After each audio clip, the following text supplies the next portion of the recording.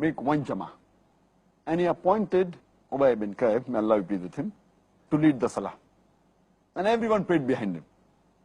And later on, when he comes back after a few nights, he finds that people are praying in one congregation. تو سیدہ عائشہ رضی اللہ تعالیٰ عنہ نے categorical mention کیا ایک ہی جملے میں کہ بیٹا رمضان ہو یا غیر رمضان، نبی صلی اللہ علیہ وسلم 11 رکعتوں سے زیادہ نہیں پڑھا کرتے تھے. تو سیدنا عمر فاروق رضی اللہ تعالیٰ عنہ انہوں نے فرمایا کہ کیا ہی اچھا ہو اگر میں ان کو ایک امام کے پیچھے کھڑا کر دوں تاکہ سارے اکٹھے ہو کے نماز پڑھ لیں. پھر انہوں نے ابی ابن کعب رضی اللہ تعالیٰ عنہ کو حکم دیا کہ لوگوں کو قیام اللیل رمضان کا کروائیں. پھر وہی تابعی کہتے ہیں کہ کافی دنوں کے بعد آپ رضی اللہ تعالیٰ عنہ کے ساتھ میں دوبارہ آیا تو دیکھا کہ لوگ قیام اللیل کر رہے تھے اور ایک امام کے پیچھے. تو سیدنا عمر نے فرمایا نعم البدعۃ ھذہ، یہ کتنا اچھا کام ہے جو نیا میں نے شروع کیا. کہ آپ صلی اللہ علیہ وسلم سے پوچھا گیا کہ بتائیے فرض نماز کے بعد سب سے افضل نماز کون سی ہے؟ تو آپ صلی اللہ علیہ وسلم نے فرمایا فرض کے بعد سب سے افضل نماز رات کے آخری حصے میں اٹھ کر نفل ادا کرنا ہے. یہ سب سے افضل نماز. Many people consider it a bid'ah to go into congregation and pray the Qiyam al-Layl. And this started in the Khalifa of Umar radiallahu anhu, may Allah be pleased with him. حضور نے تراویح کی نماز یا قیام اللیل نہ اسے فرض قرار دیا، نہ اس کے بعد جماعت کوئی اہتمام کیا مستقل. صرف 3 راتیں آپ نے جماعت کروائی ہے، اس میں 8 رکعتیں آپ نے پڑھی ہیں کہ جو آپ کا معمول تھا تہجد کا وہ پڑھی، اور تہجد کے وقت ہی جماعت کرائیے. یہ ہے وہ حدیث. اس کے علاوہ کسی نماز تراویح جو ہے جو ہم پڑھتے ہیں 20 رکعتیں عشاء کے ساتھ متصل، اس کا کوئی ذکر نہ دور نبوی میں ہے نہ دور صدیق اکبر میں ہے. یہ دور حضرت عمر کی خلافت میں ہوا ہے. زید بن ثابت کہتے ہیں کہ چوتھے دن نبی صلی اللہ علیہ وسلم غضبناک ہو کر نکلے باہر، غصے کی حالت میں. مغضباً لفظ انہوں نے استعمال کیا، غضب کی حالت میں. غضب کیوں؟ پوری امت کا خیال تھا. پھر آپ صلی اللہ علیہ وسلم نے حکم فرمایا کہ اپنے گھروں میں جا کر قیام اللیل کرو. لیکن یہ کہنا جی جنہیں تراویح نہیں پڑھی اور روزہ ہی نہیں رکھ سکتا، یہ جھوٹ ہے. یہ تو میرا خیال ہے مولویوں نے چندہ اکٹھا کرنے کے لیے شاید یہ بات مشہور. صدیوں بعد نہ اللہ کے رسول نے یہ لفظ بولا، نہ صحابہ نے بولا، بعد میں یہ نام بول دیا گیا صلاۃ التراویح، تراویح کی نماز. لوگ شبہ میں پڑ گئے کہ یہ شاید کوئی الگ نماز ہے. آپ حضرات بالکل یقین جانیں، اللہ گواہ ہے کہ دنیا جہان میں دفتر حدیث میں ایک لفظ نہیں کہ رسول اللہ نے رمضان شریف میں کوئی نئی نماز پڑھی. کوئی نئی نماز نہیں پڑھی، ایک رکعت نہیں پڑھی. وہی نماز تہجد جو آپ کی عادت تھی وہی پڑھتے تھے، وہی 11 رکھتے تھے، لمبا پڑھتے تھے، ان کو خوبصورت بنا کر پڑھتے تھے. آپ جب یہ رمضان چل پڑا تو ایک دن مسجد میں آئے، دیکھا کہ بڑی بھری مسجد ہے، صحابہ کھڑے ہیں اور ایک امام کے پیچھے قرآن سن رہے ہیں.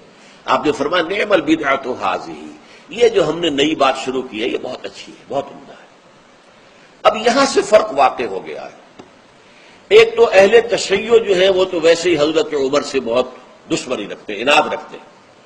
تو حضرت عمر کے اجتہادات سے انہیں نفرت ہے، انہیں دوری ہے، چاہے وہ کوئی سا بھی حضرت عمر کا اجتہاد ہو. ہمارے ہاں اہل حدیث حضرات بھی در حقیقت حضرت عمر یا کسی اور خلیفہ راشد کے فعل کو وہ سمجھتے ہیں کہ یہ ایگزیکٹو آرڈرز ہیں، یہ ہمیشہ کے لیے نہیں ہے. حضرت عمر نے اپنے دور میں نظام قائم کیا، ان کے دور کے لیے ٹھیک تھا، یہ ہمیشہ کے لیے نہیں.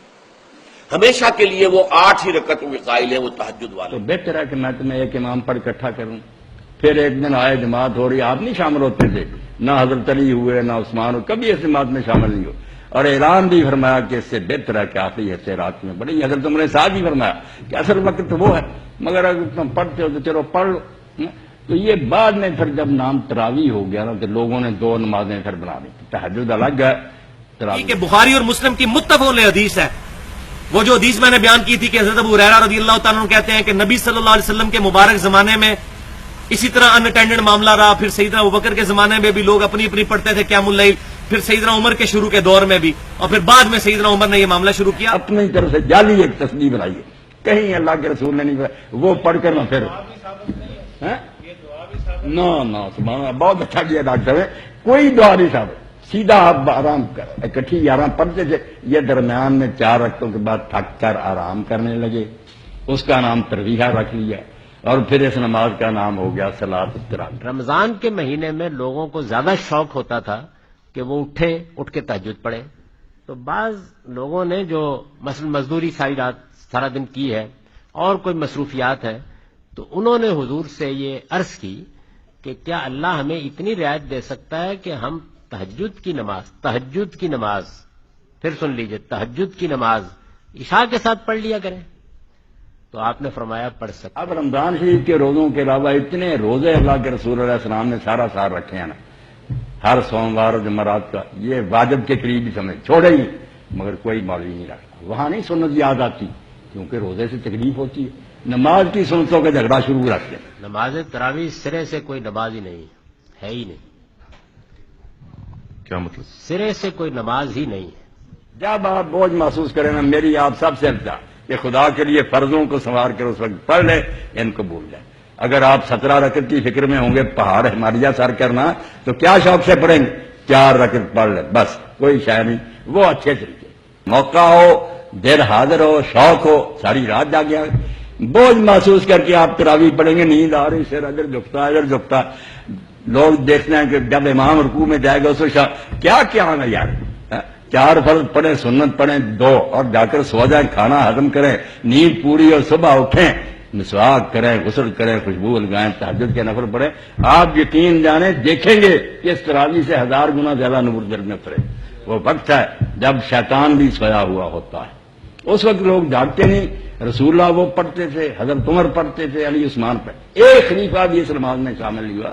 حضرت عمر رضی اللہ عنہ نے بلاتی تنامون عنہا افضل من التی تقوم، اور یہ پہلے وقت جو تم پڑھتے ہو اس سے وہ نماز 1000 درجہ افضل ہے جس وقت تم سوئے رہتے ہو۔ تو نماز تہجد تھی جس کا بیڑا غرق ہوا، غامدی بیچارہ جس سلسلے میں ٹھیک چلاتا ہے کہ اب کسی مولوی کو بھی یہ پتہ نہیں رہا کہ یہ تہجد ہے جو ہم پڑھ رہے ہیں، یہ کوئی نئی نماز نہیں ہے، مگر اس کے عادی ہو گئے۔